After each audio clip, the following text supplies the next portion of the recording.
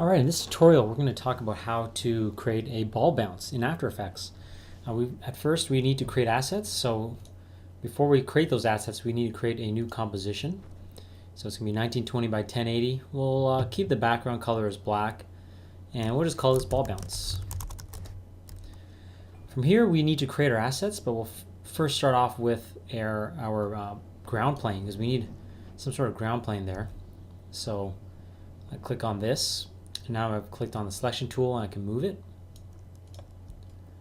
We can also pan on our composition so we can see the stage, and this is essentially the stage and this is around it by hitting spacebar. So we hit spacebar, we can move it around a little bit, and just to keep the ground a little bit low, we just moved it there. We're on shape layer number 1, so let's now create our assets, which will be 3 balls. So a heavy, a light ball, and a cartoony ball. So I'm just going to click off so we're no longer on shape layer 1. And I will create my 3 balls. So now you can see how we're in now shape layer 2. So we can call this our light ball. We can then click away from it. So we're clicking off, so nothing's selected. To now draw our heavy ball, and we'll rename this, and then we will click down here again, getting off our layer to select our 3rd ball and create that. I'm holding down shift as I'm dragging, so you click and drag and then hold down shift constrains it, otherwise you'll make a ball like this, which you probably don't want. So the cartoony ball will probably be somewhere in between the sizes of our light ball and our heavy ball. Hitting V to move it. Keep them both at the same height. You can change the colors of them if you like, just by selecting the fill. That's our heavy ball. This is our cartoony ball. Make our cartoony one a little red. Okay, so from here we will move them. We will want roughly 5 seconds of animation. So I'm going to right click over this composition settings and change the duration. So from 30 we will go with 5 seconds. So this is seconds, this is minutes, this is hours, and this is frames. So that's how we get 5 seconds. So from here we'll work with probably the most difficult ball, and that's going to be the cartoony ball.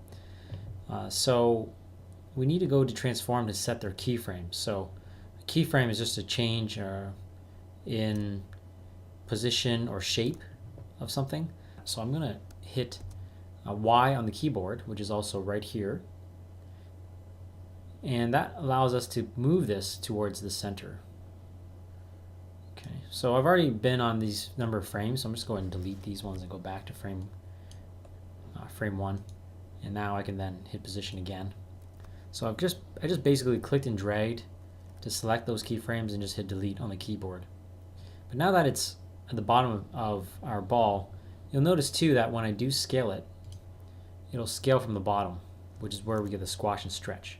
So if it was in the middle, let's go back there and burn it to the middle, you'll see that it'll uniformly scale. So it'll scale from the center. But we don't want that, so we want to keep it at the bottom, so it'll scale like this. Okay, so you just click on any of these boxes to manipulate the free transform tool. So now that I've cleared that up, I'm going to go to frame 6 and then I'm going to drop this ball. So notice too that I didn't add a keyframe for the scale, which I'll need to. So I'll go back to our first frame and also click on scale. Go back to frame 6, move it like that. I'm going to give it 2 seconds to breathe. It hits the ground and then it'll squash and stretch. So I'll then add a keyframe to scale, even though it's set to 100. We want to hold it for those 6 frames. Then in 2 frames, we will squash it.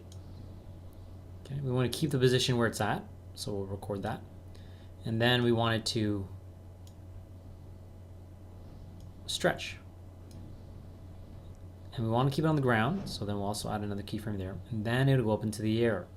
So it drops in 6 frames, so typically it'll go back up in 6 frames. So now we're at frame 16, and we go back up in the air.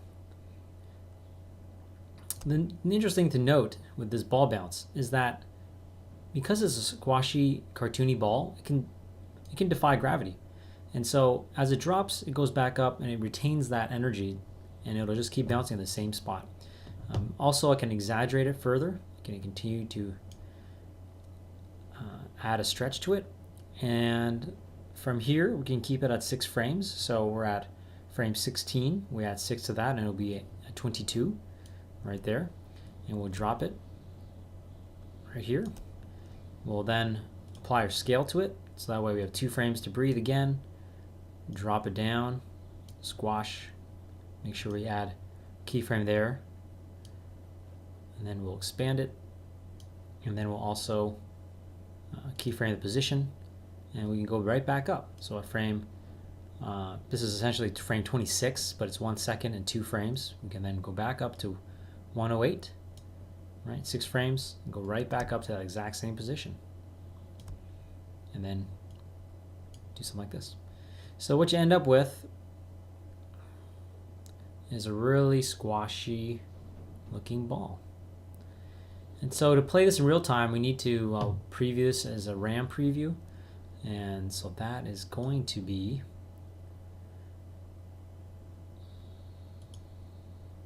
right here as pre-render.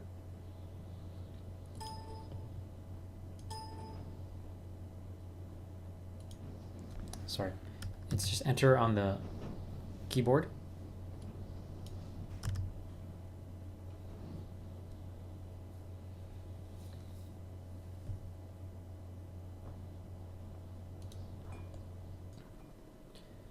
Okay, so we can preview this. So shortcut key to preview is spacebar, and the frame rate will show us. So I'll hit spacebar. It's going in real time there. You can see how bouncy that ball is. So spacebar. So from there we can continue with the light ball, adding those keyframes, similarly to our Shaper Layer 2, which is our cartoony ball. So continue on and add additional keyframes, get familiar with it. And again, this exercise is really about understanding timing, because we do need to reference the real world. Otherwise, the audience is going to look at this and be slightly confused if you aren't simulating reality in some degree.